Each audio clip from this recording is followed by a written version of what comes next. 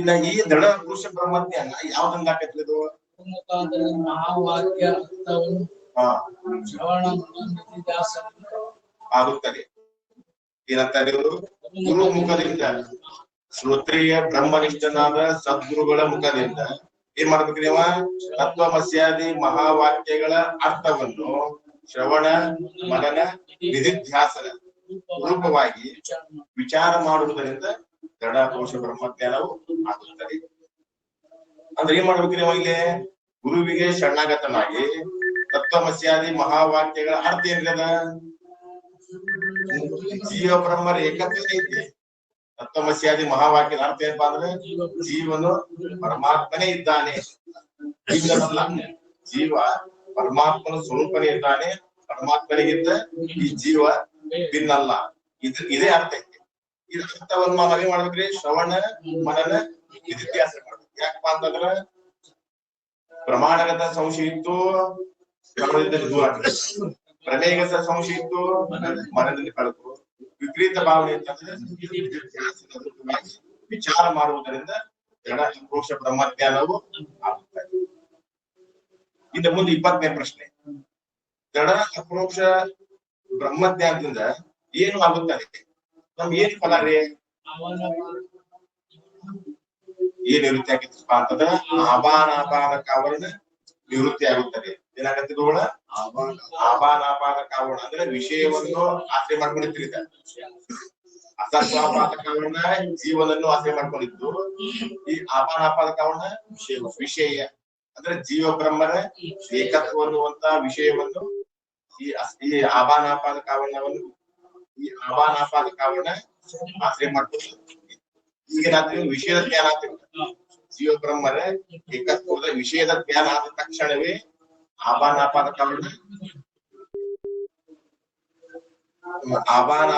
ಆವರಣ ಮತ್ತು ವಿಕ್ಷೇಪ ರೂಪ ಕಾರ್ಯ ಸಹಿತ ಅಜ್ಞಾನ ನಿವೃತ್ತಿಯಾಗಿ ಬ್ರಹ್ಮರೂಪ ಪ್ರಾಪ್ತಿ ರೂಪ ಮೋಕ್ಷವು ಆಗುತ್ತದೆ. ನೋಡಿ ಏನಾಗುತ್ತೆ ಹೇಳೋದು, ದೃಢ ಅಪರೋಕ್ಷ ಬ್ರಹ್ಮಜ್ಞಾನದಿಂದ ಆಪಾನಾಪಾದ ಕಾರಣ ನಿವೃತ್ತಿ ಆಗುವುದಲ್ಲ, ವಿಕ್ಷೇಪ ರೂಪ ಕಾರ್ಯ ಸಹಿತ ಅಜ್ಞಾನದ ನಿವೃತ್ತಿಯಾಗಿ ಬ್ರಹ್ಮರೂಪ ಪ್ರಾಪ್ತಿ ರೂಪ ಮೋಕ್ಷವಾಗುತ್ತದೆ. ದೃಢ ಅಪರೋಕ್ಷ ಬ್ರಹ್ಮಜ್ಞಾನ ಅಂದ್ರೆ ಮೋಕ್ಷವು ಪ್ರಾಪ್ತವಾಗುತ್ತದೆ. ಅಜ್ಞಾನ ನಿವೃತ್ತಿಯಾಗಿ ಅಜ್ಞಾನದ ಯಾವ ಶಕ್ತಿಗಳು? ಒಂದು ಆವರಣ ಶಕ್ತಿ, ಒಂದು ವಿಕ್ಷೇಪ ಶಕ್ತಿ. ಆವರಣ ಶಕ್ತಿ ಮಾತ್ರ ನಾಶ ಆಗೈತೆ, ವಿಕ್ಷೇಪ ಶಕ್ತಿಯ ನಾಶ ಆಗೋದಿಲ್ಲ. ಅದು ಪ್ರಾರಬ್ಧ ಇರುವವರೆಗೂ ವಿಕ್ಷೇಪ ಶಕ್ತಿ ಇರ್ತದೆ. ವಿಕ್ಷೇಪ ಶಕ್ತಿ ಅಂದ್ರೆ ಏನ್ರಿ? ದೇಹಾದಿ ಪ್ರಪಂಚ, ಇದು ವಿಕ್ಷೇಪ ಶಕ್ತಿಯ ಕಾರ್ಯ ಇದೆ. ಅದು ಆವರಣ ಶಕ್ತಿ ಏನಂದ್ರೆ ಅದು ಜ್ಞಾನದಿಂದ ನಾಶ ಆಗತ್ತೆ, ಇದು ನಾಶ ಆಗೋದಿಲ್ಲ. ಯಾಕಂದ್ರ ಆವರಣ ಶಕ್ತಿ ಏನಂತಲ್ಲ ಅದು ನಿರುಪಾಧಿಕ ಅಧ್ಯಾಸ ಅದ. ಯಾವುದಿದೆ ಆವರಣ ಶಕ್ತಿ ಅದು ನಿರುಪಾಧಿಕ ಅಧ್ಯಾಸ, ಇದು ವಿಕ್ಷೇಪ ಶಕ್ತಿ ಸೋಪಾಧಿಕ ಐತಿ. ಬ್ರಹ್ಮಜ್ಞಾನ ಆದ್ರೂ ಕೂಡ ದೇಹಾದಿ ಪ್ರಪಂಚವು ಮತ್ತು ಮೊದಲಿನಂತೆ ತೋರ್ತದ. ಆದ್ರೆ ವಿಕ್ಷೇಪ ಇದಾದ್ರೆ ಆವರಣ ಶಕ್ತಿ ಅದು ನಿರುಪಾಧಿಕ ಅಧ್ಯಾಸ. ಅದು ಒಮ್ಮೆ ನಾವು ಅದನ್ನ ಆವರಣ ಶಕ್ತಿ ಕಳ್ಕೊಂಡಿಪ್ಪ ಅಂದ್ರೆ ಮುಗಿತು, ಮತ್ತದು ನಮ್ಗ ತೋರುದಿಲ್ಲ. ಆದ್ದರಿಂದ ಆವರಣ ಶಕ್ತಿ ನಿರುಪಾಧಿಕ ಅಧ್ಯಾಸ, ವಿಕ್ಷೇಪ ಶಕ್ತಿ ಸೋಪಾಧಿಕ. ಇನ್ನ ದೃಢ ಅಪರೋಕ್ಷ ಬ್ರಹ್ಮಜ್ಞಾನ ಯಾವಾಗ ಪೂರ್ಣವಾಗುತ್ತದೆ?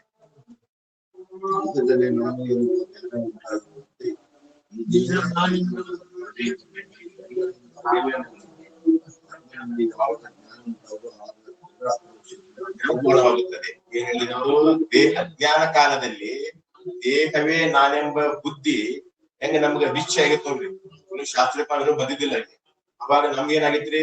ಶರೀರವೇ ನಾನು, ದೇಹವೇ ಆತ್ಮ ಅಂತೇಳಿ ಹೆಂಗ ನಮ್ಗೆ ನಿಶ್ಚಯ ಆಗೈತಲ್ಲ, ಅಂದ್ರೆ ಜ್ಞಾನೋತ್ತರ ಕಾಲದಲ್ಲಿ ಜ್ಞಾನ ಆದ ನಂತರ ದೇಹಾತ್ಮ ಬುದ್ಧಿಯನ್ನು ಬಾಧ ಮಾಡಿ ಈ ದೇಹ ನಾನಲ್ಲಪ್ಪ ಇದೆ. ಯಾಕೆ ನಾನಲ್ಲ ಅಂದ್ರೆ ಇದು ಪಂಚಮಹಾಭೂತಗಳ ಇರುವುದರಿಂದ ಇದು ನಾನಲ್ಲ. ಮತ್ತೆ ನಂದ್ ಯಾಕಲ್ಲ? ಇದು ಪಂಚಮಹಾಭೂತಗಳ ಕಾರ್ಯ ಐತಿ, ಇದು ನಂದಲ್ಲ. ನಾನ್ ಯಾಕಲ್ಲ ಅಂದ್ರೆ ನಾನು ತಿಳಿಯುತ್ತೇನೆ, ಇದನ್ನು ತಿಳಿಯುತ್ತೇನೆ, ಆದ್ದರಿಂದ ಇದು ನಾನಲ್ಲ. ನಂದ್ ಯಾಕಲ್ಲ ಅಂದ್ರೆ ಇದು ಪಂಚಮಹಾಭೂತಗಳ ಕಾರ್ಯ ಇರುವುದರಿಂದ ಇದು ನಾನೂ ಅಲ್ಲ, ಇದು ನಂದೂ ಅಲ್ಲ.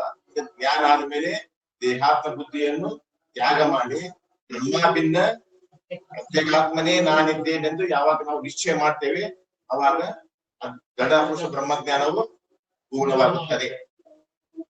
ಅರ್ಥಾತ್ರೆ ಅಜ್ಞಾನ ಕಾಲದಾಗ ಹೆಂಗ ದೇಹವೇ ಆತ್ಮ ಅಂತ ನಮ್ಗೆ ನಿಶ್ಚಯ ಇತ್ತಲ್ಲ, ಜ್ಞಾನ ಆದ್ಮೇಲೆ ಈ ದೇಹ ನಾನಲ್ಲ, ಯಾಕಂದ್ರೆ ಇದು ನನ್ನಿಂದ ಅರಿಸಿಕೊಳ್ಳುತ್ತದೆ. ಅದು ತಿಳಿಯುವವನು ತಿಳಿಯಲ್ಪಡುವ ವಸ್ತುವಿಗಿಂತಲೂ ಭಿನ್ನ.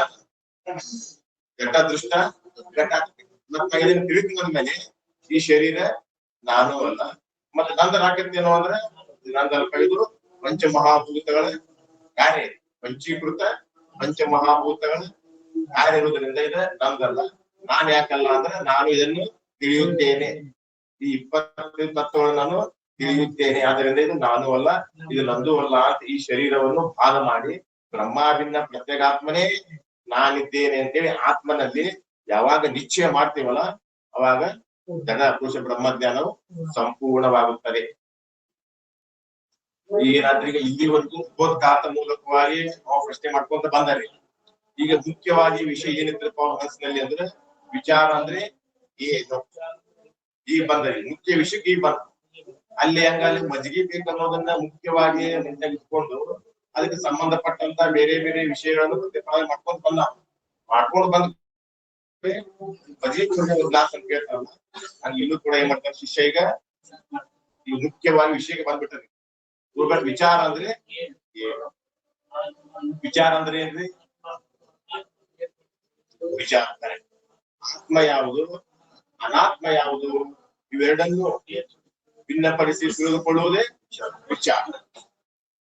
ಅವಿಚಾರೇಣೋ ಕೃತೋ ಬಂದ ವಿಚಾರೇಣ ನಿವರ್ತಂತೆ. ಅಂದ್ರೆ ವಿಚಾರದಿಂದ ನಮ್ಗೆ ಏನಾಯ್ತು, ಬಂದೈತಿ.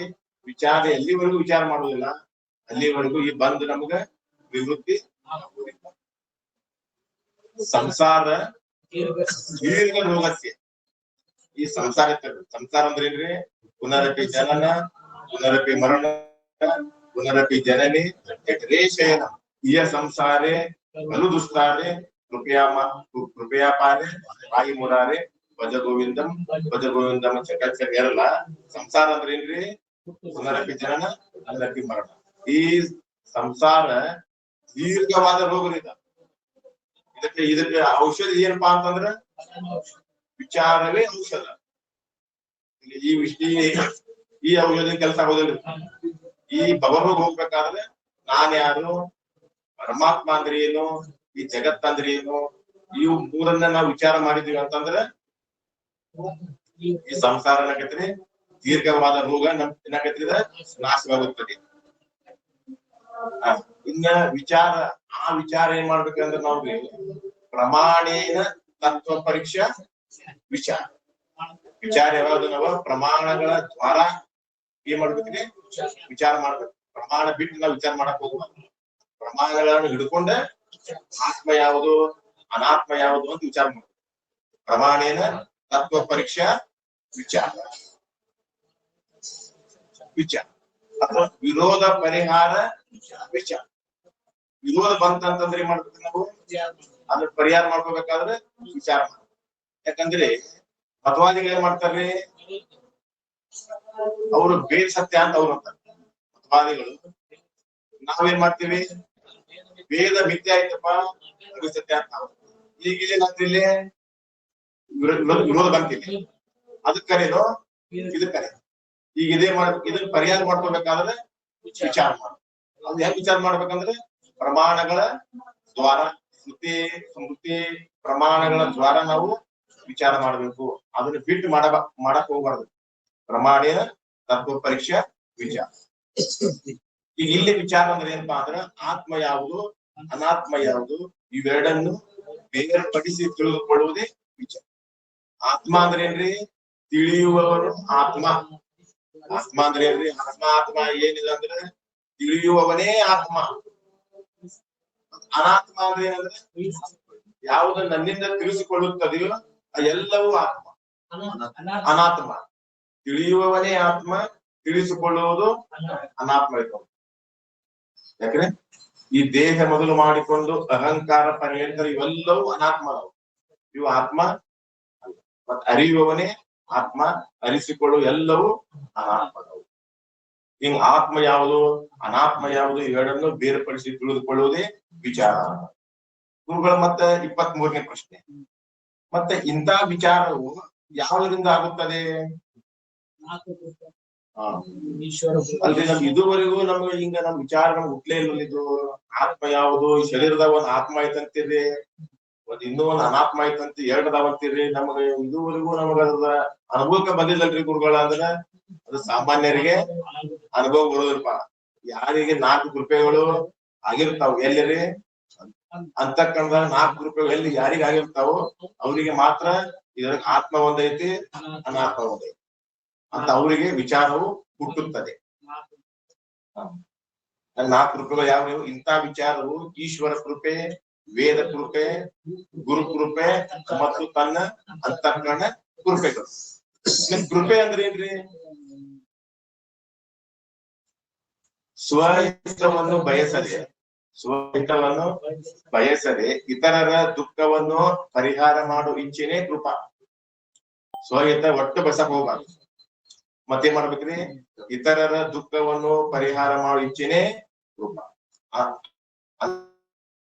ಜಗದ್ಗುರು ಒಟ್ಟ ಅವ್ರ ಒಟ್ಟ ಸ್ವ ತಮ್ದು ಏನು ಬಯಸಿಲ್ರು, ಎಲ್ಲರ ದುಃಖವನ್ನು ಪರಿಹಾರ ಮಾಡಿದ್ರು. ಈ ಅಂತ ಕೃಪೆ ವಹಿಸಿದವ್ರಿ ಒಂದು ಈಶ, ಒಂದು ವೇದ, ಒಂದು ಗುರು, ತನ್ನ ಅಂತಃಕರಣ ಕೃಪೆ. ಈಗ ಈಶ್ವರ ಕೃಪೆ ಅಂದ್ರೆ ಏನ್ರಿ?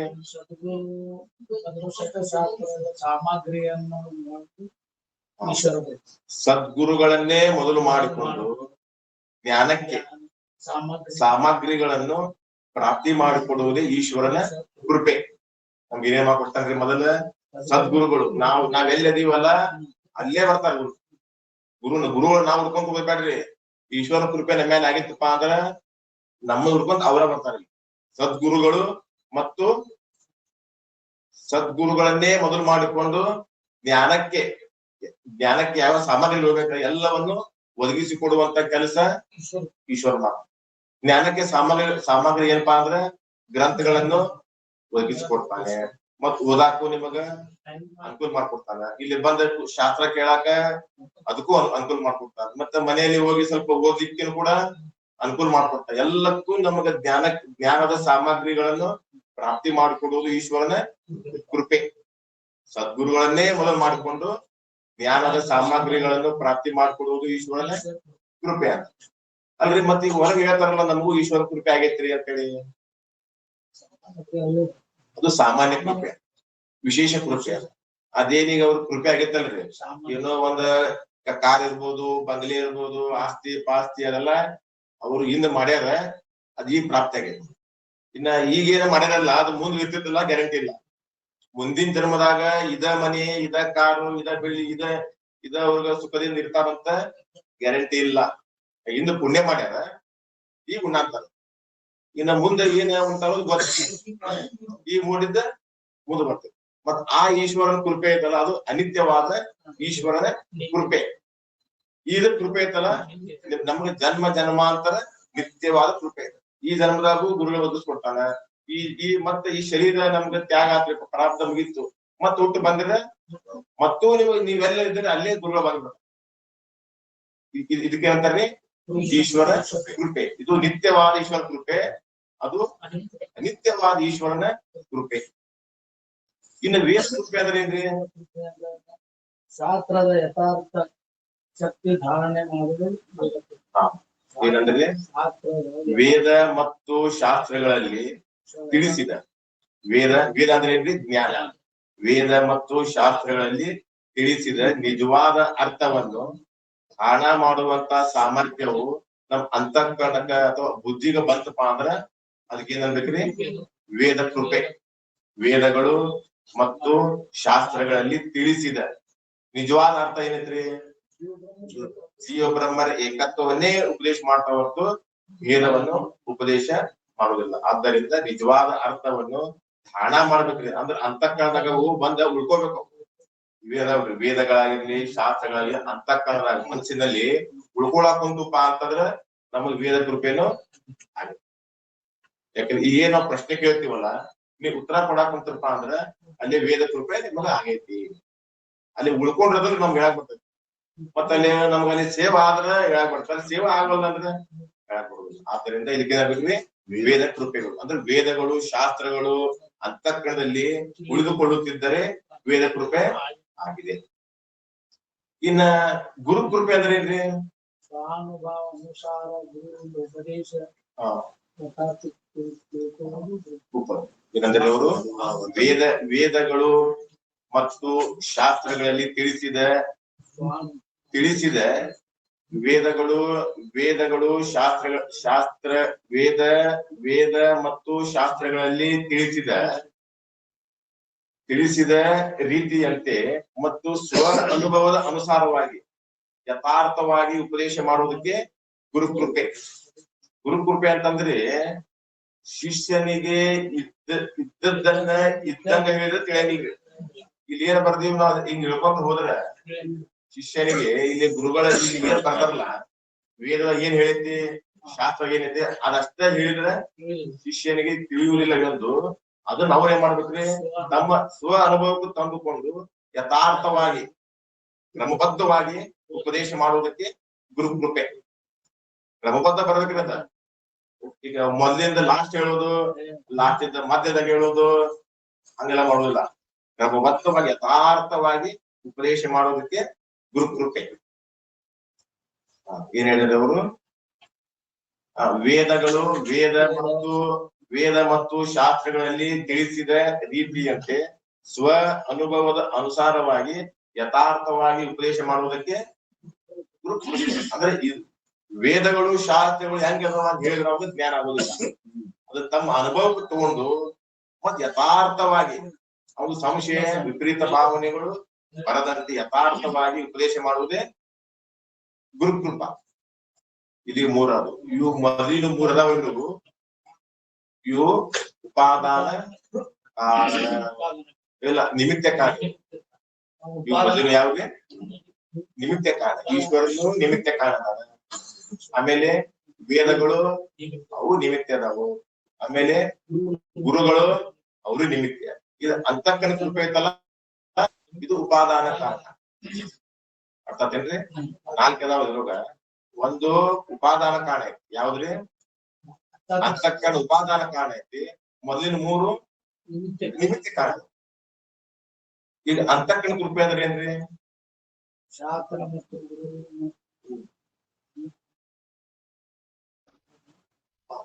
ಏನ್ ಹೇಳ್ರಿ ಅವ್ರು? ಗುರುವಿನ ಮತ್ತು ಗುರುವಿನ ವಚನದ ಅನುಸಾರ ಸಾಧನವನ್ನು ಸಂಪಾದನೆ ಮಾಡುವುದೇ ತನ್ನ ಅಂತಃಕರಣ ಕೃಪೆ. ಅಂದ್ರೆ ವೇದ ಮತ್ತು ಶಾಸ್ತ್ರಗಳಲ್ಲಿ ತಿಳಿಸಿರುವ ರೀತಿಯಂತೆ ಸಾಧನೆಯನ್ನು ಸಂಪಾದನೆ ಮಾಡುವುದೇ ತನ್ನ ಅಂತಃಕರಣ ಕೃಪೆ. ಅದೇ ಅಂತಃಕರಣ ಕೃಪೆ ಅಂದ್ರೆ ಏನ್ರಿ ಅಂತಂದ್ರೆ, ಇದು ಗುರುಗಳು ಹೇಳಿದಂತೆ ನನ್ನ ಮನಸ್ಸು ಕೇಳ್ತಿರ್ಬೇಕು. ಗುರುಗಳು ಹೇಳಿದಂತೆ ನನ್ನ ಮನಸ್ಸಿಗೆ ಕೇಳ್ತಿರ್ಬೇಕು. ಗುರುಗಳು ಏನ್ ಹೇಳ್ತಾರ್ರಿ? ಸ್ವಲ್ಪ ಬ್ರಹ್ಮ ಸತ್ಯ ಐತಿ, ಜಗತ್ತ ಮಿಥ್ಯ ಐತಿ ಅಂತ ಗುರುಗಳು ಉಪದೇಶ ಮಾಡಿದ್ರೆ ನನ್ನ ಮನಸ್ಸು ಏನಾಗಿರ್ಬೇಕ್ರಿ? ಹೌದು, ಇದು ಸರಿಯಾಗಿದೆ. ಅವ್ರು ಹೇಳಿದ್ದು ಜಗತ್ತಿದ ಮಿಥ್ಯ ಐತಿ. ಹೆಂಗ ಮಿಥ್ಯ ಐತ್ರಿಪಾ ಅಂತಂದ್ರ, ಒಂದ ವಸ್ತು ಈ ಜಗತ್ತು ತೋರ್ತದ, ಒಂದ್ ಸುಷುಪ್ತ ಅವಸ್ಥೆಯಲ್ಲಿ. ಮತ್ತೆ ಸತ್ಯ ಇರೋದು ಯಾವಾಗಲೂ 3 ಕಾಲದಾಗ ಇರ್ಬೇಕು. ಮತ್ತೆ ಇದು ಒಂದ್ ಕಾಲದಾಗ ಜಗತ್ತು ತೋರ್ತದ, ಒಂದ್ ಕಾಲದಾಗ ತೋರಂಗಿಲ್ಲ ಅಂದ್ಮೇಲೆ ಈ ಜಗತ್ತಿಗ ಸತ್ಯ ಅನ್ನಕ್ ಬರೋದಿಲ್ಲ. ಹಂಗ ಗುರುಗಳು ಏನ ಉಪದೇಶ ಮಾಡ್ತಾರಲ್ಲ, ನನ್ನ ಮನಸ್ಸ ಹೌದು ಗುರು ಹೇಳಿದ್ದ ಸತ್ಯ, ಪರಮ ಸತ್ಯ ಅಂತ ನನ್ನ ಮನಸ್ಸ ಕೇಳ್ತಾ ಇರ್ಬೇಕ್ರಿ. ಮತ್ತು ಅದರಂತೆ ನಡೆದುಕೊಳ್ಳುತ್ತಿದ್ದರೆ ಅಂತಃಕರಣ ಕೃಪೆಯು ಆಗಿದೆ. ಇದ ಸಾಧನೆಗಳನ್ನು ಸಂಪಾದನೆ ಮಾಡಬೇಕು. ಗುರುಗಳು ಹೇಳಿದ್ದ ಹೌದೌದ್ ಅನ್ಬೇಕು, ಸಂಶಯ ಮಾಡಕ್ ಹೋಗ್ಬಾರ್ದು. ಮತ್ ಅದರಂಗ ನಡ್ಕೊಂತ ಇರ್ಬೇಕ. ಈಗ ನಮಗೇನಾಗೈತ್ರಿ, ಈಗ ಗುರುಗಳು ಹೇಳಿದ ಎಲ್ಲ ನಮ್ಗ ಕರೆಕ್ಟ್ ಐತಿ. ಶರೀರ ಆತ್ಮ ಅಲ್ಲ, ಹೌದು ಆತ್ಮ ಅಲ್ರಿ ಗುರುಗಳ. ಪಂಚಮಹಾಭೂತ ಕಾರ್ಯ ಐತಿ, ಇದು ಆತ್ಮ ಅಲ್ಲ, ಇದ್ರ ಒಳಗೊಬ್ಬ ಆತ್ಮ ಅದಾನ, ನಮ್ಗೆಲ್ಲ ನಾವು ಅವ್ರು ಅಂತೀವಿ. ಅದ್ರಂಗ ನಡ್ಕೊಳಕ್ ಆಗ್ತಾ ಇಲ್ಲ. ಯಾಕ್ರೆ? ಗುರುಗಳು ಹೇಳಿದಂತೆ ನಾವು ಹೌದ್ ನಮ್ಮ ಮನಸ್ಸ ಕೇಳ್ತೈತಿ, ಪರಂತು ಅದರಂತೆ ನಡ್ಕೋಬೇಕಲ್ರಿ. ಆ ನಡ್ಕೊಳ್ಳೋದು ಆಗ್ತಲ್ಲ. ಅದಕ್ಕೆ ಇದು ತನ್ನ ಅಂತಃಕರಣ ಕೃಪೆನು ಬಹಳ ಮುಖ್ಯ ಐತಿ. ಇಲ್ಲಿ ಏನ್ ಹೇಳಿದ್ರಿ ಅವರು 4 ಕೃಪೆಗಳು ಹೇಳಿದ್ರು. ಮತ್ತೆ 24ನೇ ಪ್ರಶ್ನೆ ಸಿಕ್ಕೈತ್ರಿ. 24ನೇ ಪ್ರಶ್ನೆ, ಇಂಥ ವಿಚಾರದಿಂದ ಮುಂದೆ ಏನಾಗ್ತೈತ್ರಿ ಗುರುಗಳ? ಇಂಥ ವಿಚಾರದಿಂದ ಜಡ ಅಪ್ರೋಕ್ಷ ಬ್ರಹ್ಮಜ್ಞಾನವು ಆಗುತ್ತದೆ. ಇಂಥ ವಿಚಾರ ಯಾರ ಅಂತಃಕರಣ ಹುಟ್ಟೈತೆ ಅವ್ರಿಗೆ ಏನ್ ಆಕೈತ್ರಿ ಮುಂದೆ? ಅದರ ಜಡ ಅಪ್ರೋಕ್ಷ ಬ್ರಹ್ಮಜ್ಞಾನದಿಂದ ಮೋಕ್ಷವು ಆಗುತ್ತದೆ. ಮತ್ತೆ ಇದಕ್ಕೆ ಅವಧಿ ಏನ್ರಿ? 25ನೇ ಪ್ರಶ್ನೆ, ಇಂಥ ವಿಚಾರ ಯಾವಾಗ ಪೂರ್ಣವಾಗುತ್ತದೆ? ಇಂಥ ವಿಚಾರವು ಜಡ ಅಪ್ರೋಕ್ಷ ಬ್ರಹ್ಮಜ್ಞಾನ ತಕ್ಷಣವೇ ಪೂರ್ಣ ಆಗುತ್ತೆ. ಜಡ ಅಪ್ರೋಕ್ಷ ಬ್ರಹ್ಮಜ್ಞಾನದ ತಕ್ಷಣವೇ ಪೂರ್ಣ ಆಯ್ತು. ಇನ್ನು 26ನೇ ಪ್ರಶ್ನೆ, ಈಗ ಬರೀ ಇಲ್ಲಿ ಯಾವುದನ್ನು ವಿಚಾರ ಮಾಡ್ಬೇಕು ನೀವು? ವಿಚಾರ ಅಂದ್ರೆ ಆತ್ಮ ಮತ್ತು ಅನಾತ್ಮ ಬೇರ್ಪಡಿಸಿ ತಿಳ್ಕೊಳ್ಳಂದ್ರಿ ನಾವು ಯಾವುದನ್ನು ಸದಾ ವಿಚಾರ ಮಾಡ್ಬೇಕು? ನಾವು ಇಲ್ಲಿ 3 ವಸ್ತು ಅದಾವ ಇಲ್ಲಿ ವಿಚಾರ ಮಾಡೋದು. ಒಂದನೇದ್ದು ನಾನ್ ಯಾರು, ಎರಡನೇದ್ದು ಬ್ರಹ್ಮ ಯಾವುದು, ಈ ಪ್ರಪಂಚ ಅಂದ್ರೆ ಏನು. ಈ 3 ವಸ್ತುಗಳನ್ನ ನಾವು ಸದಾ ಕುಂತಾಗ, ನಿಂತಾಗ, ಮಲ್ಕೊಂಡಾಗ, ಕೆಲಸ ಮಾಡುವಾಗ ನಾನ್ ಯಾರು, ಪ್ರಪಂಚ ಅಂದ್ರೆ ಏನು, ಬ್ರಹ್ಮ ಯಾವುದು, ಈ 3 ವಸ್ತುಗಳನ್ನ ನಾವು ವಿಚಾರ ಮಾಡಬೇಕು. ಹಾಗಾದ್ರೆ ನಾನ್ ಯಾರ್ರಿ?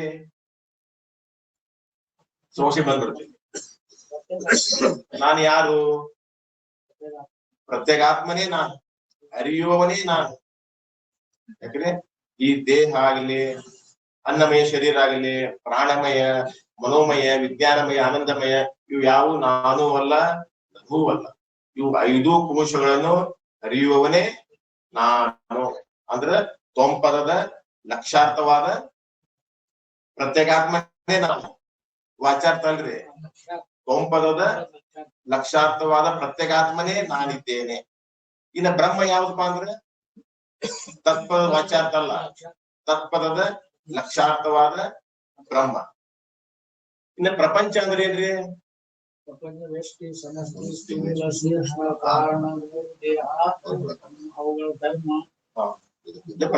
ಪ್ರಪಂಚ ಅಂದ್ರೆ ಏನ್ರಿ? ಸಮಷ್ಟಿ ಮತ್ತು ವ್ಯಷ್ಟಿ, ಸ್ಥೂಲ, ಸೂಕ್ಷ್ಮ, ಕಾರಣ, 3 ದೇಹಗಳು, 3 ಅವಸ್ಥೆಗಳು ಮತ್ತು ಅವುಗಳ ಧರ್ಮ. ಇದಕ್ಕೆ ಪ್ರಪಂಚ. ಪ್ರಪಂಚ ಅಂದ್ಕೂಳೆ ಇದು ಕಲ್ಲು, ಮಣ್ಣು, ಗುಡ್ಡ, ಗವಿ, ಈ ಪರ್ವತ, ಈ ಪ್ರಪಂಚ ಅಲ್ರಿ. ಇಲ್ಲೂ ಇದು ವ್ಯಕ್ತಿ ಪ್ರಪಂಚ, ಈಶ್ವರಂದ ಸಮಷ್ಟಿ ಪ್ರಪಂಚ. ನಾನ್ ಯಾರು, ಬ್ರಹ್ಮ ಯಾವುದು, ಪ್ರಪಂಚ ಅಂದ್ರೆ ಏನು, ಈ 3 ವಸ್ತುಗಳನ್ನ ನಾವು ಸದಾ ವಿಚಾರ ಮಾಡ್ಲೇಬೇಕು. ಏನಾಕೈತ್ರಿ ವಿಚಾರ ಮಾಡಿದ್ರಂದ್ರ? ಇಲ್ಲ, ವಿಚಾರ ಮಾಡಿದ್ರಿಂದ ನಮ್ಗೇನ್ ಪ್ರಯೋಜನ? ಈ ವಿಚಾರ ಮಾಡೋದ್ ಏನ್ ಪ್ರಯೋಜನ ಅಂದ್ರೆ, ಪ್ರಪಂಚ ಅನ್ನೋದನ್ನ ಏನ್ ವಿಚಾರ ಮಾಡಕ್ ಹೋದ್ರಿ ಅಂದ್ರೆ ಅದು ಸುಳ್ಳೆ. ಪ್ರಪಂಚ, ಈ ಪ್ರಪಂಚ ಅಂದ್ರೆ ಏನು ಅಂತ ವಿಚಾರ ಮಾಡಕ್ ಇದು ಸುಳ್ಳಾಗ್ಬಿಡ್ತದೆ. ಮತ್ ನಾನ್ ಯಾರು ಮತ್ತು ಬ್ರಹ್ಮ ಅಂದ್ರೆ ಏನು ಅಂತ ವಿಚಾರ ಮಾಡಕ್ ಹೋದ್ರ ಒಂದೇ, ಅವನೇ ನಾನು, ನಾನೇ ಅವನು. ಈ 3 ವಸ್ತುಗಳ ಸಾಧಾರಣ ಸ್ವರೂಪವೇನು ಅಂದ್ರೆ ನಾನು ಬ್ರಹ್ಮ ಚೈತನ್ಯ ಸ್ವರೂಪರಾಗಿದ್ದೇವೆ. ಪ್ರಪಂಚ ಹೆಂಗೈತ್ರಿದ ಜಡವಾಗಿರುತ್ತದೆ ಅಂತಂದ್ರ. ಇನ್ನು 28ನೇ ಪ್ರಶ್ನೆ, ಚೈತನ್ಯ ಅಂದ್ರೆ ಏನ್ರಿ ಗುರುಗಳ?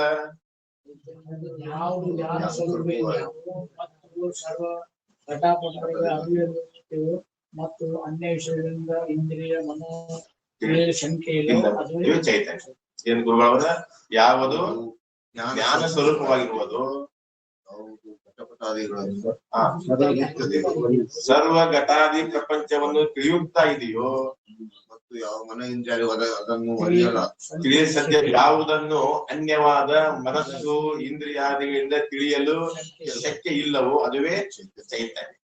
ಈಗ ಮತ್ತು ಮನಸ್ಸು ಇಂದ್ರಿಯಾದಿಗಳಿಂದ ತಿಳಿಯಾಕ ಬರ್ಲಂತಾರ ಅವ್ರು ಹೆಂಗಿದೆ? ಅಂದ್ರ ಮನಸ್ಸು ಇಂದ್ರಿಯಗಳಿಗೆ ಅದು ಅದನ್ನ ತಿಳಿಯಾಕ ಬರಲ್ಲ. ಅಂದ್ರ ಮಲಿನತೆಗೆ ಏನ್ ಯಾವ್ದ್ರಿ? ಮಲಿನಮತಿಗೆ ತಿಳಿಲಿಕ್ಕೆ ಬರುವುದಿಲ್ಲ. ಮತ್ತೇನ್ ತಿಳಿಬೇಕ್ರಿ? ಶುದ್ಧವಾದ ಬುದ್ಧಿಗೆ ಆತ್ಮನು ವಿಷಯವಾಗುತ್ತಾನೆ. ಮಲಿನವಾದ ಬುದ್ಧಿಗೆ ಆತ್ಮ ವಿಷಯ ಆಗುವುದಿಲ್ಲ. ಆದ್ದರಿಂದ ಅವೇನಂದ್ರಿ ಸೂಕ್ಷ್ಮದರ್ಶಿ. ಏನಂದ್ರೆ ಅದು ದೃಶ್ಯತೆ ತೊಗ್ರೆಯ ಬುದ್ಧಿಯ ಸೂಕ್ಷ್ಮದರ್ಶಿ. ಅಂದ್ರೆ ಸೂಕ್ಷ್ಮವಾದ ಬುದ್ಧಿಗೆ ಆತ್ಮನು ವಿಷಯವಾಗುತ್ತಾನೆ. ಮತ್ ಆತ್ಮ ಹೋಗಿ ಬ್ರಹ್ಮನನ್ನು ವಿಷಯ ಮಾಡ್ತಾನಂತ ಹಿಂಗ ಅರ್ಥ ಮಾಡಂಗಿಲ್ಲ. ಮತ್ ಈ ಬುದ್ಧಿ ಏನ್ ಮಾಡ್ತಪ್ಪ ಅಂದ್ರೆ ಸೂಕ್ಷ್ಮವಾದ ಬುದ್ಧಿ ಆವರಣವನ್ನು ಭಂಗ ಮಾಡುತ್ತದೆ. ಏನ್ ಮಾಡ್ಬೇಕು ಇಲ್ಲಿ? ಮತ್ತ ಈ ಬುದ್ಧಿ ಆತ್ಮನನ್ನು ವಿಷಯ ಮಾಡ್ತಾನಂದ್ರೆ ಏನ್ರಿ? ತಿಳಿಯುತ್ತಾನೆ ಅಂತ ಅರ್ಥ ಮಾಡಬಾರ್ದ್ರಿ. ಮತ್ತೆ ಅರ್ಥ ಮಾಡ್ಬೇಕ್ರಿ? ಈ ಬುದ್ಧಿ ಕೆಲಸ ಏನ್ರಿ?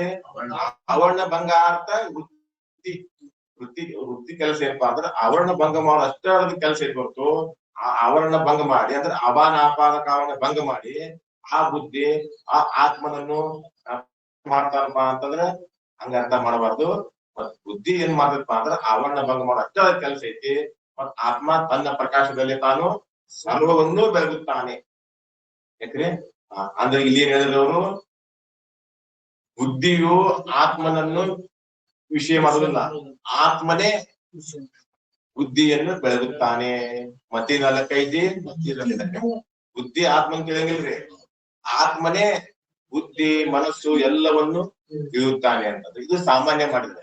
ಇನ್ನು ವಿಶೇಷ ಏನ್ ಮಾಡಿದ್ರೆ ಇನ್ನೊಂದು, ಶಕ್ತಿ ವೃತ್ತಿಯಿಂದ ಆತ್ಮನನ್ನು ತಿಳಿಲಿಕ್ಕೆ ಬರುವುದಿಲ್ಲ, ಕಿಂತು ಲಕ್ಷಣಾ ವೃತ್ತಿಯಿಂದ ಆತ್ಮನನ್ನು ತಿಳಿದುಕೊಳ್ಳಲಿಕ್ಕೆ ಬರುತ್ತೆ ರೀ ಅಂದ್ರೆ. ಮತ್ ಆ ಲಕ್ಷಣಾ ವೃತ್ತಿಯಿಂದ ತಿಳ್ಕೊಳಕ ಬರ್ತೈತಂದ್ರೂ ಕೂಡ ಜಹತ್ ಲಕ್ಷಣನೂ ಅಲ್ಲ, ಅಜಹತ್ ಲಕ್ಷಣನೂ ಅಲ್ಲ, ಭಾಗತ್ಯಾಗ ಲಕ್ಷಣ ದ್ವಾರ ಆತ್ಮನನ್ನು ತಿಳಿದುಕೊಳ್ಳಲಿಕ್ಕೆ ಬರುತ್ತದೆ ಅಂತೇಳಿ ಇನ್ನು ಮುಂದೆ ಏನ್ ಮಾಡಿದ್ರೆ ಸೂಕ್ಷ್ಮವಾಗಿ ಫಲವ್ಯಾಪ್ತಿಗೆ ವಿಷಯ ಆಗುದಿಲ್ಲ. ಆತ್ಮ ಫಲವ್ಯಾಪ್ತಿಗೆ ವಿಷಯ ಆಗುವುದಿಲ್ಲ, ವೃತ್ತಿ ವ್ಯಾಪ್ತಿಗೆ ವಿಷಯ ಆಗುತ್ತಾನೆ ಅಂತಂದ್ರೆ. ಫಲವ್ಯಾಪ್ತಿ ಯಾಕೆ ವಿಷಯ ಆಗುದಿಲ್ರಿ? ವಿಷಯ ಫಲವ್ಯಾಪ್ತಿ ಯಾಕೆ ವಿಷಯ ಆಗುದಿಲ್ಲ ಅಂತಂದ್ರೆ ಅಂತಃಕರಣ ವೃತ್ತಿ ಇಂದ್ರಿಯಗಳ ಮೂಲಕವಾಗಿ ಹೊರಗಿನ ಪದಾರ್ಥಗಳನ್ನು ತಿಳಿದುಕೊಳ್ಳುವುದೇ ಫಲವ್ಯಾಪ್ತಿ. ಆತ್ಮ ಏನ್ ಮಾಡ್ತಾನ್ರಿ? ಚಿದಾಭಾಸ ಏನ್ ಮಾಡ್ತಾನ? ಮನಸ್ಸು ಮತ್ತು ಇಂದ್ರಿಯಗಳ ಮೂಲಕವಾಗಿ ಹೊರಗಿನ ಪದಾರ್ಥಗಳನ್ನು ತಿಳಿದುಕೊಳ್ಳುವುದೇ ಫಲವ್ಯಾಪ್ತಿ ಐತಿ. ಆದ್ರೆ ಆತ್ಮ ಇಲ್ಲೇ ಹೊರಗಿಲ್ಲ.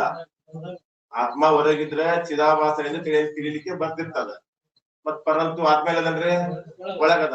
ಮತ್ ಆ ಚಿದಾಭಾಸ ಏನ ತಿಳಿಬೇಕಾದ್ರೆ ಅವ ಹೊರಗೆ ಹೋಗಿ ತಿಳಿಬೇಕವ. ಇಲ್ಲಿ ಆತ್ಮ ಇಲ್ಲದನ್ರಿ ಒಳಗದ. ಮತ್ ಒಳಗದ ಅಂದ್ಮೇಲೆ ಚಿದಾಭಾಸನಿಗೆ ಆತ್ಮ ವಿಷಯ ಆಗೋದಿಲ್ಲ. ಇದಕ್ಕೆ ಘಟಪಟಾದಿಗಳನ್ನು ತಿಳಿಯುವಂತ ಕೆಲಸ ಚಿದಾಭಾಸ ಮಾಡ್ತಾನೆ ಅಷ್ಟ. ಇದಕ್ಕೆ ಫಲ ವ್ಯಾಪ್ತಿ ಅಂತ. ಮತ್ ವೃತ್ತಿ ವ್ಯಾಪ್ತಿಗೆ ಅಲ್ಲಿ ಏನಾಗಿತ್ರಿ? ವಿಷಯ ಯಾವಾಗ ಹೊರಗಡೆ ಇತ್ತ, ಘಟಪಟಾದಿಗಳು ವಿಷಯಗಳು ಎಲ್ಲಿದ್ರು ಯಾವಾಗ ಹೊರಗಡೆ ಇದ್ದು ಆ ಚಿದಾಭಾಸ ಮನಸ್ಸು ಇಂದ್ರಿಯಗಳ ಮೂಲಕವಾಗಿ ಹೊರಗೋದ. ಈಗ ವಿಷಯ ಎಲ್ಲಿದ್ರಪ್ಪ ಅಂದ್ರೆ ಒಳಗೆ, ಆತ್ಮನಿಗೆ ವಿಷಯ ಇಲ್ಲ.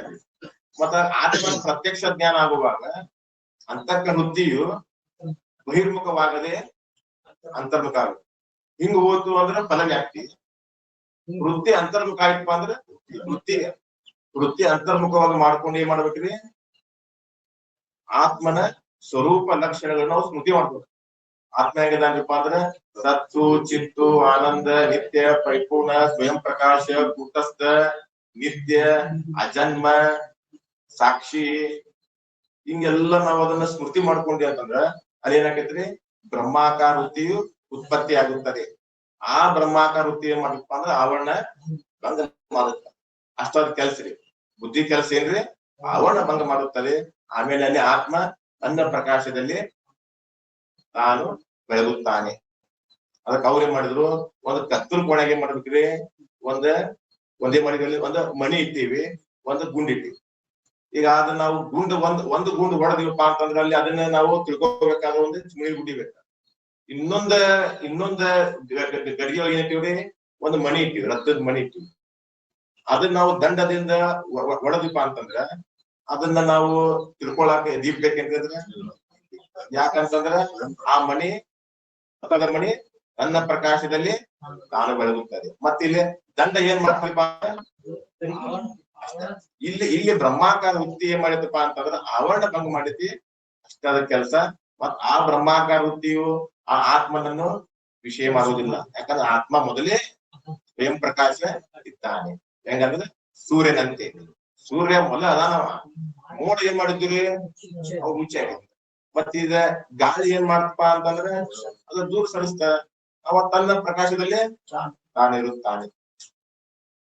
ಇನ್ನ ಚೈತನ್ಯ ಅಂದ್ರೆ ಏನ್ರಿ? ಯಾವುದು ಜ್ಞಾನ ಸ್ವರೂಪವಾಗಿರುವುದು ಸರ್ವ ಘಟಾದಿ ಪ್ರಪಂಚವನ್ನು ತಿಳಿಯುತ್ತಾ ಇದೆಯೋ ಮತ್ತು ಯಾವುದನ್ನು ಅನ್ಯವಾದ ಈ ಮನಸ್ಸು ಬುದ್ಧಿಯಿಂದ ತಿಳಿಲಿಕ್ಕೆ ಸಾಧ್ಯ ಇಲ್ಲವೋ ಅದುವೇ ಚೈತನ್ಯ.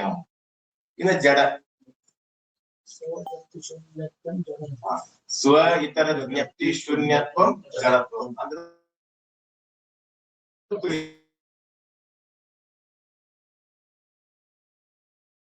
ಕಾರ್ಯವಾದ ಪಂಚಮಹಾ ಜಡ ಅಂದ್ರೆ ಆತ್ಮನನ್ನು ಬಿಟ್ಟ ಏನೇನು ನಮಗ ವಸ್ತುಗಳು ಕಣ್ಣಿಗೆ ಕಾಣ್ತಾವಲ್ಲ ಎಲ್ಲವೂ ಜಡ. ನಾವು ಆತ್ಮ ವ್ಯತಿರಿಕ್ತ, ಆತ್ಮನ ಬಿಟ್ಟು ಎಲ್ಲವೂ ಜಡ ಪದಾರ್ಥಗಳೇ.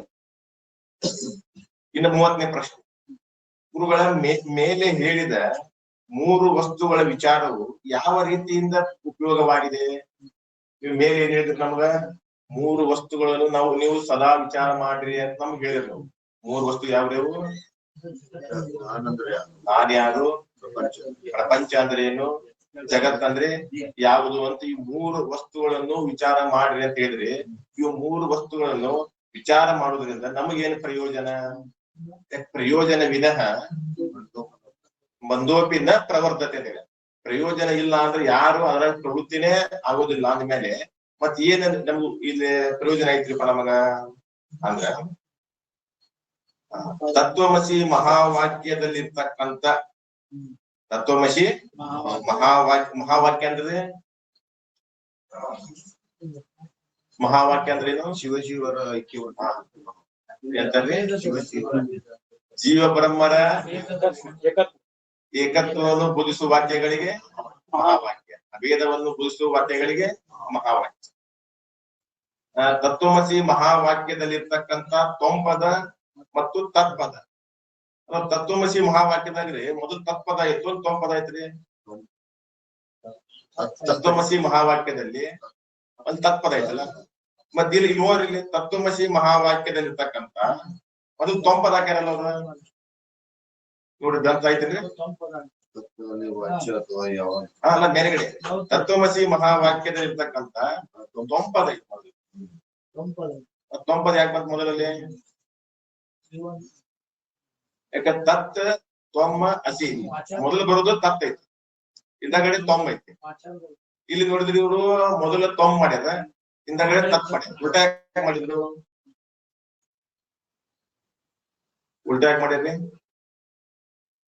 ಉಲ್ಟಾ ಯಾಕೆ ಮಾಡ್ಯಾರ ಅಂದ್ರೆ ಇಲ್ಲಿ 26ನೇ ಪ್ರಶ್ನೆ ಒಳಗ ಮೊದಲೇ ಮಾಡಿದವ 26ನೇ ಪ್ರಶ್ನೆ ಯಾವುದನ್ನು ವಿಚಾರ ಮಾಡ್ಬೇಕು ಅಂತ ಕೇಳಿದಾರೆ.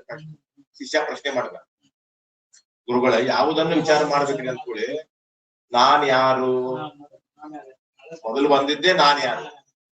ಅದಕ್ಕೆ ಇಲ್ಲೇ ಮಾಡಿದವರು ಮೊದಲು ನಾನ್ ಯಾರು ಅನ್ನೋದಕ್ಕ ತೊಂಪದ, ಅದನ್ನ ಮೊದಲು ತೊಂಪದ. ಪ್ರಶ್ನೆ ಹೆಂಗ್ ಮಾಡ್ಯಾನವ? ನಾನ್ ಯಾರು ಅಂತ ಕೇಳ, ಪರಮಾತ್ಮ ಯಾವುದು ಅಂತ ಕೇಳಿಲ್ಲ ಅವ. ಪರಮಾತ್ಮ ಯಾವುದು ಅಂತ ಕೇಳಿದ್ರ ತತ್ಪದ ಬರ್ತಿತ್ತು ಮೊದಲಲ್ಲಿ. ಪ್ರಶ್ನೆ ಮಾಡ್ಯಾನ್ರಿ ಮೊದಲ ನಾನ್ ಯಾರು, ಆಮೇಲೆ ಬ್ರಹ್ಮ ಯಾವುದು ಅಂತ ಕೇಳಾದ್ಮೇಲೆ ಅವಾಗ ಮೊದಲ ರಾತ್ರಿಲೇ ತೊಂಪದ ಮೊದಲು ಬರ್ಬೇಕು. ಪ್ರಶ್ನೆ ಏನಿದ್ರಿ ಮೊದಲು ನಾನ್ ಯಾರು ಅಂತ ಐತ ಅಂದ್ಮೇಲೆ ತೊಂಪದ, ಇದ್ದಾಗಡೆ ತತ್ಪದ. ವಿಚಾರ ಮಾಡೋದ್ರಿಂದ ಮೊದಲು ತತ್ಪದ ಬರ್ಬೇಕ್ರಿ, ಇದ್ದಾಗಡೆ ತೊಂಪದ.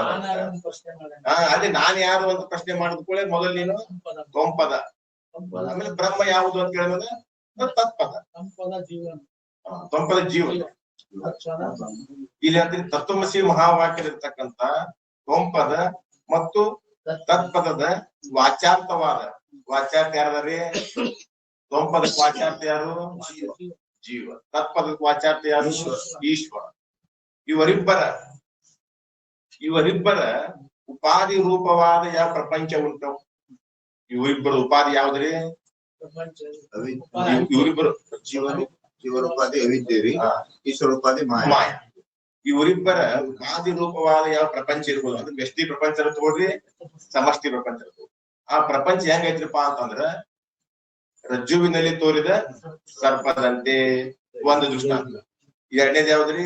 ಮೋಟ ಮರದಲ್ಲಿ ಗಳ್ಳನ, ಮೋಟ ಮರದಲ್ಲಿ ಪುರುಷನಂತೆ. ಮೂರನೇದು ಯಾವುದು? ಮರುಭೂಮಿಯಲ್ಲಿ ಮೃಗಜಲ. ಮೃಗದಳದಂತೆ ವಿಚಾರದಿಂದ ಮಿಥ್ಯೆ ಎಂದು ತಿಳಿದು ತ್ಯಾಗ ಮಾಡಬೇಕು. ಇದು ಪ್ರಪಂಚದ ವಿಚಾರಕ್ಕೆ ಉಪಯೋಗ. ಏನ್ ಹೇಳಿದ್ರಿ ಅವರಲ್ಲೇ ಮೊದಲು ಏನ್ ಹೇಳಿದ್ರಿ ಅವರು? 3 ವಸ್ತುಗಳನ್ನು ವಿಚಾರ ಮಾಡುವುದರಿಂದ ನಮಗೆ ಏನ ಪ್ರಯೋಜನ ಅಂತ ಕೇಳವ. ಅದಕ್ಕೆ ಗುರುಗಳು ಏನ್ ಮಾಡ್ತಾರ್ರಿ? ಮೊದಲು ಪ್ರಪಂಚ ತಗೋಬ, ಮೊದಲೇ ಮಾಡಿದ್ರಿ ನಾನ್ ಯಾರು ಅದ್ ಆಮೇಲೆ ನೋಡೋಣ, ಬ್ರಹ್ಮ ಯಾವುದು ಆಮೇಲೆ ನೋಡೋಣ್ರಿ. ಮೊದಲು ಪ್ರಪಂಚ ತಗೋ.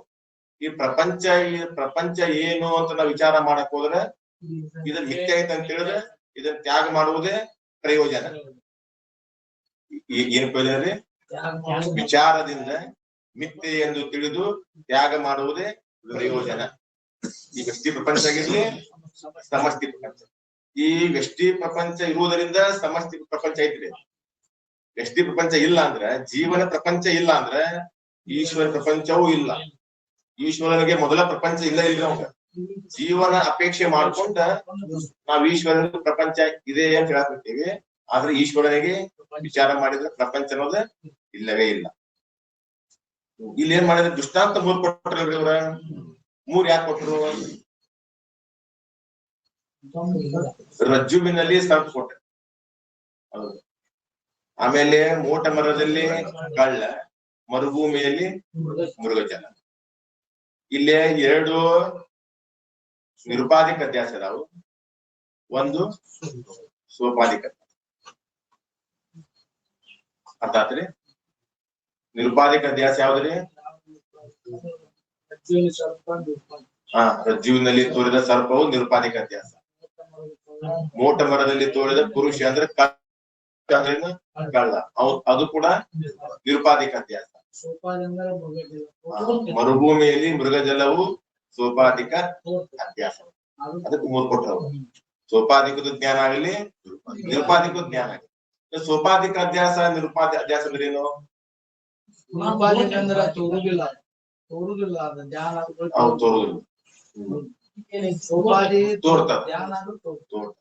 ನಿರುಪಾಧಿಕ ಅಧ್ಯಾಸ ಅಂದ್ರೆ ಏನ್ರಿ? ಅಧಿಷ್ಠಾನ ಜ್ಞಾನವಾದ ನಂತರ ಯಾವ ಅಧ್ಯಸ್ಥ ವಸ್ತು ಮೊದಲಿನಂತೆ ಇರುವುದಿಲ್ಲ, ತೋರುವುದಿಲ್ಲ, ಅದಕ್ಕೆ ಏನ್ಬೇಕ್ರಿ? ನಿರುಪಾಧಿಕ. ಅಧಿಷ್ಠಾನ ಜ್ಞಾನವಾದ ನಂತರ, ಅಧಿಷ್ಠಾನ ಜ್ಞಾನ ಆತ್ ನಮ್ಗೀಗ. ಜ್ಞಾನ ಆದ್ಮೇಲೆ ಸರ್ಪ ಇರುವುದೂ ಇಲ್ಲ, ತೋರುವುದೂ ಇಲ್ಲ. ಕಳ್ಳ, ಆ ಮೋಟ ಮರದ ಅಧಿಷ್ಠಾನ ಜ್ಞಾನ ಆದ್ಮೇಲೆ ಸರ್ಪ ಇರುವುದೂ ಇಲ್ಲ, ತೋರುವುದಿಲ್ಲ, ಅದಕ್ಕೆ ಏನಾಗ್ಬೇಕ್ರಿ? ನಿರುಪಾಧಿಕ ಅಧ್ಯಾಸ. ಇಲ್ಲೇ ರಜ್ಜುವಿನಲ್ಲಿ ಸರ್ಪವು ಕೂಡ ನಿರುಪಾಧಿಕ ಅಧ್ಯಾಸ. ರಜ್ಜುವಿನಲ್ಲಿ ತೋರಿದ ಸರ್ಪವು ಕೂಡ ಅದು ನಿರುಪಾಧಿಕ ಅಧ್ಯಾಸ. ಮೋಟ ಮರದಲ್ಲಿ ಕಳ್ಳ, ಅದು ಕೂಡ ನಿರುಪಾಧಿಕ ಅಧ್ಯಾಸ. ಆಮೇಲೆ ಶಿಂಪಿಯಲ್ಲಿ ಬೆಳ್ಳಿ, ಅದು ನಿರುಪಾಧಿಕ ಐತಿ. ಶಿಂಪಿ ಅಧಿಷ್ಠಾನ ಜ್ಞಾನ ಆದ್ಮೇಲೆ ಆ ರಜತ ಮೊದಲಿನಂತೆ ಅದು ಮೊದಲಿನ ಅಧ್ಯಾಸ ಆದಂತ ಮೊದಲು ನಮ್ಗೆ ಏನ ಶಿಲ್ಪಿ ತೋರಿತ್ತಲ್ಲ, ಅಧಿಷ್ಠಾನ ಜ್ಞಾನ ಆದ್ಮೇಲೆ ಅದು ಅದು ಅದೇನಾಗುದಿಲ್ರಿ? ತೋರುವುದಿಲ್ಲ, ಬೆಳ್ಳಿ ತೋರುವುದಿಲ್ಲ. ಆದ್ದರಿಂದ ಅದು ಕೂಡ ನಿರುಪಾಧಿಕ ಅಧ್ಯಾಸ. ಇನ್ನು ಸೋಪಾಧಿಕ ಅಧ್ಯಾಸ, ಅಧಿಷ್ಠಾನ ಜ್ಞಾನವಾದ ನಂತರ ಪುನಃ ಯಾವ ಅಧ್ಯಸ್ಥ ವಸ್ತು ಮೊದಲಿನಂತೆ ಇರುತ್ತದೆ, ತೋರುತ್ತದೆ, ಅದು ಸೋಪ. ಅದ್ ಯಾವ್ದಪ್ಪ ಅಂದ್ರೆ ಮರುಭೂಮಿಯಲ್ಲಿ ಮೃಗಜಲ. ಅಧಿಷ್ಠಾನ ಜ್ಞಾನ ಆಗೈತ್ರಿ. ಮೊದಲ ನಮಗ ಅದು ನೀರಿತ್ತಂತ ಹೋಗಿದ್ವಿ, ಅಲ್ಲಿ ಹೋಗಿ ನೋಡಿದ್ವಿ, ಗೊತ್ತಾತ ನೀರಿಲ್ಲ. ಮತ್ತೆ ತಿರುಗಿ ನೋಡಿದ್ವಿ ಅಂತಂದ್ರ ಮತ್ತೆ ಮೊದಲಿನಂತೆ ತೋರ್ತೈತಿ. ಅಧಿಷ್ಠಾನ ಜ್ಞಾನವಾದ ನಂತರವೂ ಕೂಡ ಪುನಃ ಯಾವ ಅಧ್ಯಸ್ಥ ವಸ್ತು ಮೊದಲಿನಂತೆ ಇರುತ್ತದೆ, ತೋರುತ್ತದೆ, ಅದು ಸೋಪಾಧಿಕ ಅಧ್ಯಾಸ. ಗೊತ್ತಾದಲ್ರಿ? ಸೋಪಾಧಿಕ ಅಧ್ಯಾಸ, ನಿರುಪಾಧಿಕ ಅಧ್ಯಾಸ. ಅದರಂತೆ ಈಗ ಬ್ರಹ್ಮಜ್ಞಾನ ಆದ ನಂತರವೂ ಕೂಡ ಜಗತ್ತು ತೋರ್ತಿತ್ತಲ್ರಿ. ಮತ್ತಿದ ಅಂತಂದ್ರ ಇದು ಸೋಪಾಧಿಕ ಅಧ್ಯಾಸ ಇರಪ್ಪ. ಇದು ಹೆಂಗಿತ್ತು? ಮರುಭೂಮಿಯಲ್ಲಿ ಹೆಂಗ ನಮ್ಗೆ ಮೃಗಜಲ ಹೆಂಗ್ ತೋರ್ತಲ್ಲ, ಮರುಭೂಮಿಯಲ್ಲಿ ಮೃಗಜಲ ತೋರಿದಂತೆ ಹಂಗಿದು ಕೂಡ ಸೋಪಾಧಿಕ ಅಧ್ಯಾಸವೇ ಐತಿ. ಅಧಿಷ್ಠಾನ ಜ್ಞಾನ ಆಯ್ತಪ್ಪ. ಈ ನಾಮರೂಪಾತ್ಮ ಜಗತ್ತಿಗೆ ಅಧಿಷ್ಠಾನ ಯಾವ್ದೈತ್ರಿ? ಬ್ರಹ್ಮಚೇತನ. ಆ ಬ್ರಹ್ಮಚೇತನದ ಜ್ಞಾನ ಆದ್ರೂ ಕೂಡ ಈ ಜಗತ್ತ ಮೊದಲಿನಂತೆ ತೋರ್ತೈತಿ. ತೋರಿದ್ರು ಕೂಡ ಅಧಿಷ್ಠಾನಕ್ಕೆ ಯಾವುದೇ ರೀತಿಯ ಹಾನಿ ಮಾಡುದಿಲ್ಲ. ಅಲ್ಲಿ ಮರುಭೂಮಿ ತೋರಿದ್ರಿ ಮುಗದಿನ ತೋರಿದ ಆ ನೀರ್ ಏನಾದ್ರು ಭೂಮಿನ ಹಸಿ ಮಾಡತ್ತೇನೋ ಅಂದ್ರೆ ಏನು ಮಾಡುದಿಲ್ಲ. ಯಾಕೆ ಕಲ್ಪಿತ ವಸ್ತು ಅಧಿಷ್ಠಾನಕ್ಕೆ ಯಾವುದೇ ರೀತಿಯ ಹಾನಿ ಮಾಡಕ ಸಂಭವಿಸುವುದಿಲ್ಲ. ಇಲ್ಲಿ ಮಾಡಿದ್ರೆ ಇಲ್ಲಿ ರಜ್ಜುವಿನಲ್ಲಿ ಸರ್ಪದಂತೆ, ಮೋಟ ಮರದಲ್ಲಿ ಪುರುಷನಂತೆ, ಮರುಭೂಮಿಯಲ್ಲಿ ಮೃಗಜಲದಂತೆ ವಿಚಾರ ಮಾಡಿ. ಈ ಪ್ರಪಂಚ ಮಿಥ್ಯೆ ಇದ್ದಂತ ನಾವು ವಿಚಾರದಿಂದ ಮಿಥ್ಯೆ ಎಂದು ತಿಳಿದು ತ್ಯಾಗ ಮಾಡ್ಬೇಕ್ರಿ. ಸುಮ್ನೆ ಹಂಗ ನಾವು ತ್ಯಾಗ ಮಾಡಿದ್ವಿ ಅಂತಂದ್ರೆ ಅದ್ ಕೆಲ್ಸ ಕೊಡುದಿಲ್ಲ. ಸಾರ ವಿಚಾರ ಮಾಡಿ ಈ ಪ್ರಪಂಚ ಹೆಂಗೆ ತಿಳಿದು ಮಿಥ್ಯೆ. ಯಾಕೆ ನಾವು ಮಿಥ್ಯೆ ಅಂತೀಪ ಅಂತಂದ್ರ ಜಾಗೃತಾವಸ್ಥೆಯೊಳಗೆ ಮಾತ್ರ ಐತಿ. ಈ ಕ್ರಮ ಸೃಷ್ಟಿ ಐತಲ್ರಿ ಇದು ಜಾಗೃತಾವಸ್ಥೆಯೊಳಗೆ ಮಾತ್ರ ಐತಿ. ಮತ್ ಸ್ವಪ್ನದಾಗ ಹೋದ್ವಿ ಅಂದ್ರೆ ಅಲ್ಲಿ ಕ್ರಮ ಸೃಷ್ಟಿ ಇಲ್ಲ. ಅಲ್ಲಿ ಜೀವನ ವಿಲ್ಪ ಸೃಷ್ಟಿ ಐತಿ, ಅದು ಕೂಡ ಸುಳ್ಳು ಐತಿ. ಸುಷುಪ್ತಿ ಅವಸ್ಥೆಗೆ ಹೋದ್ವಿ ಅಂದ್ರೆ ಈ ಕ್ರಮ ಸೃಷ್ಟಿನೂ ಇಲ್ಲ, ವಿಲ್ಪ ಸೃಷ್ಟಿನೂ ಇಲ್ಲ, ಈ ಸೃಷ್ಟಿನೇ ಇಲ್ರಿ. ಅಂದ್ಮೇಲೆ ಒಂದ್ ಕಾಲದಾಗಿದ್ದು ಒಂದ್ ಕಾಲದಾಗ ಇರೋದು ಅಂದ್ಮೇಲೆ ಅದಕ್ಕೇನಾಗ್ಬೇಕು ನಾವು ಸುಳ್ಳು ಅಥವಾ ಮಿಥ್ಯೆ. ಈ ರೀತಿ ವಿಚಾರದಿಂದ ಮಿಥ್ಯೆಯನ್ನು ತಿಳಿದು ಇದನ್ನ ತ್ಯಾಗ ಮಾಡು. ಈ ಪ್ರಪಂಚ ಅಂದ್ರೆ ಏನು ಅಂತ ವಿಚಾರ ಮಾಡಕ್ ಹೋದಿ ಅಂದ್ರೆ ಇದು ಮಿಥ್ಯೆ ಐತಿಪ್ಪ, ಇದು ಮಿಥ್ಯೆ ಐತೆ ಅಂತ ಹೇಳಿದ್ರೆ ತ್ಯಾಗ ಮಾಡ್ಬೇಕು. ಇದು ಒಂದಾದ್ರೆ ಮತ್ತೊಂದು ಯಾವ್ದ್ರಿ? ನಾನ್ ಯಾರು, ಬ್ರಹ್ಮ ಯಾವುದು? ಯಾವ್ದ್ರೀಗ ಈಗ ಮೊದಲ ಮೂರು ಕೇಳಿದ್ದಾವ ಗುರುಗಳ ನಾನ್ ಯಾರು, ಬ್ರಹ್ಮ ಯಾವುದು, ಪ್ರಪಂಚ ಅಂದ್ರೆ ಏನು? ಇವು ಮೂರು ವಸ್ತುಗಳನ್ನು ನಾ ವಿಚಾರ ಮಾಡಿದ್ರೆ ನನಗೇನು ಪ್ರಯೋಜನ ಐತ್ರಿ ಅಂತ ಕೇಳಿದ್ಕೊಳ್ಳೆ ಒಂದೇದಕ್ಕೆ ಏನ್ ಉತ್ತರ ಕೊಟ್ರಿ ಅವರು? ಈ ಪ್ರಪಂಚ ಮಿಥ್ಯೆ ಆಯ್ತು. ಮಿಥ್ಯೆ ಹೆಂಗ್ ಮಿಥ್ಯೆ ಆಯ್ತು ಅಂದ್ರೆ ರಜ್ಜುವಿನಲ್ಲಿ ಸರ್ಪದಂತೆ ಈ ಜಗತ್ತ ಮಿಥ್ಯೆ ಐತಿ, ಮೂಟ ಮರದಲ್ಲಿ ಕಳ್ಳನಂತೆ ಇದು ಮಿಥ್ಯೆ ಐತಿ, ಮರುಭೂಮಿಯಲ್ಲಿ ಮೃಗದಂತೆ ಈ ಪ್ರಪಂಚವು ಮಿಥ್ಯೆ ಐತೆ ಅಂತ ತಿಳಿದ ಇದನ್ನ ತ್ಯಾಗ ಮಾಡುವುದೇ ಪ್ರಯೋಜನ. ಮತ್ತ ಇದರಿಂದ ಏನು ಉಪಯೋಗ ಇಲ್ಲ. ಇದು ಮಿಥ್ಯೆ ಐತೆ ಅಂತ ತಿಳ್ಕೊಳ್ಳೋದೇ ಪ್ರಯೋಜನ. ಈಗ ನಾನ್ ಯಾರು, ಬ್ರಹ್ಮ ಯಾವುದು? ಯಾವ್ದ್ರೀಗ ನಾನ್ ಯಾವುದು, ಇನ್ನ ಬ್ರಹ್ಮ ಯಾವುದು ಅಂತ ಪ್ರಶ್ನೆ ಮಾಡ್ಯಾರ. ಅದನ್ನೇನೈತಿ ನಾಳೆ ವಿಚಾರ ಮಾಡ. ಸದ್ಗುರುನಾಥ್ ಮಹಾರಾಜ್ ಕಿ ಜೈ. ಪೂರ್ಣಮದ